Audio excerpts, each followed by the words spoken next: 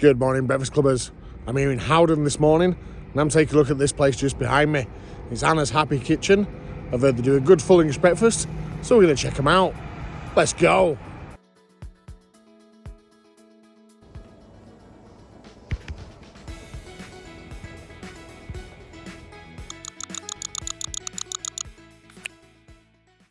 Yes, today I'm in Howden, a small village in the East Riding of Yorkshire, and I'm here to check out the full English offering at Anna's Happy Kitchen, a small roadside farm shop and cafe stop, just a short distance from junction 37 of the M62. There are two full English options on the menu today, the Piglet's Breakfast or the larger Whole Hog Breakfast. And of course, you know by now, I can't resist going the Whole Hog. So priced at £14.50, this consists of 2 bacon, 2 sausage, fried egg, beans, mushrooms, tomato, black pudding, hash brown and toast. Drinks are extra, so as usual, it's a pot of tea for me, priced at £2.95. I'm the first customer through the door just after the 9 AM Sunday opening time. As I place my order at the counter, the dining area quickly begins to fill, and not long after sitting back down in the now busy cafe, my breakfast arrives, so it's time to tuck in.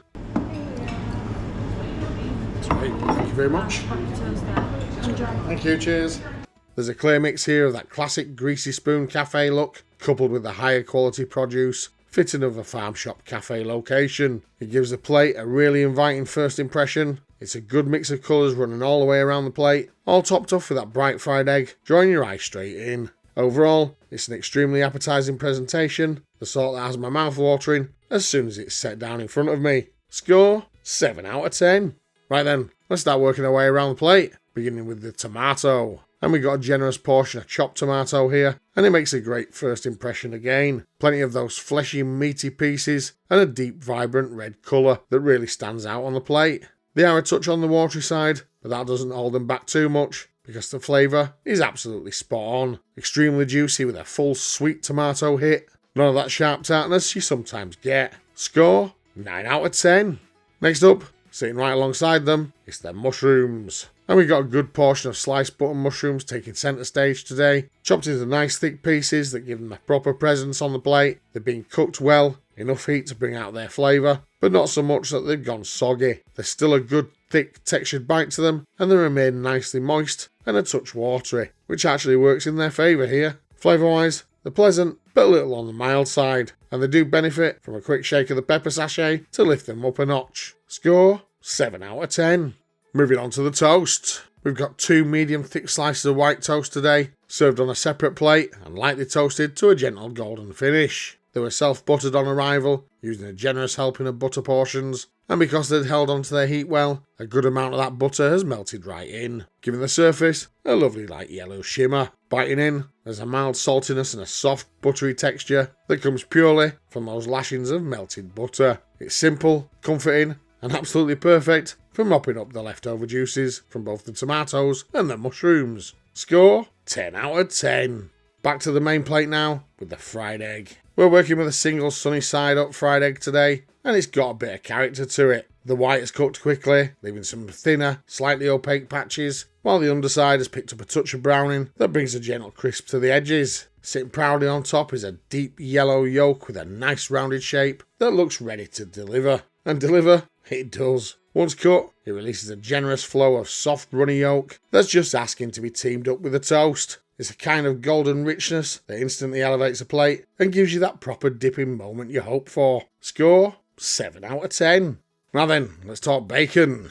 We're treated to 2 seriously thick rashers of high quality bacon today, and they make an immediate impression again. They've been cooked a touch further than I'd personally choose, but even so, they bring a satisfying crisp with colouring that matches the texture perfectly. The fat has a lovely marble look to it and has crisped up beautifully, adding that extra bit of appeal. Despite the thickness, the meat cuts through with ease. Flavour wise, it delivers a bold, salty bacon hit, lifted even further by that melt in the mouth edge of fat that rounds everything out. Overall, it's brilliant bacon, only held back slightly by being taken a shade past ideal. Score 9 out of 10.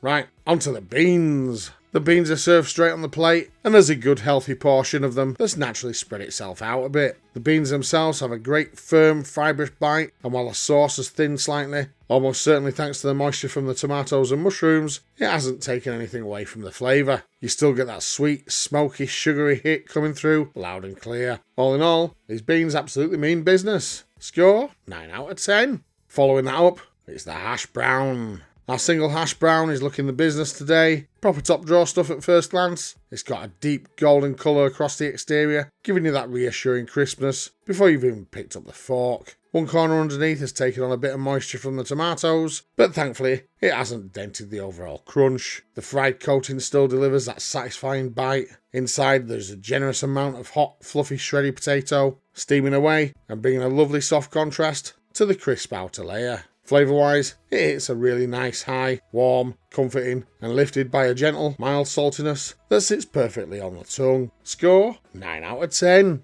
Now then, something a little bit different. It's the black pudding. And today's black pudding arrives in a rather unusual shape. The kind of slice that instantly reminds you of those little wrapped up bits of birthday cake kids take home from a party. It looks like it's been set in a loaf tin and portioned out, giving it a distinctive look compared to the usual rounds. The top has developed a nice crisp finish, and there are plenty of chunky pieces of pork fat visible throughout. Cutting in, it's dense and moist, with the edges being a slight crunch, while the centre stays soft enough to melt away in the mouth. Flavour-wise, it delivers that familiar, gently seasoned savouriness you expect, but the texture and shape give it a bit of extra character. It's certainly unique, and it works surprisingly well. Score 8 out of 10. And finally, the last of our items is the sausages. The two sausages on the plate today have that unmistakable homemade look. They've taken on a serious colour in the pan, and there's even a slight split in the skin that adds to their rustic charm. Cutting into them reveals a thick, meaty pork filling that's far more tender and moist than you'd expect from looking at it. Flavour-wise, they get straight to the point with a deep, honest porkiness, followed by a gentle wave of herby seasoning that rolls in quietly behind it. They're not the standout item on the breakfast, but they're solid, enjoyable sausages that more than hold their own on the plate. Score 7 out of 10.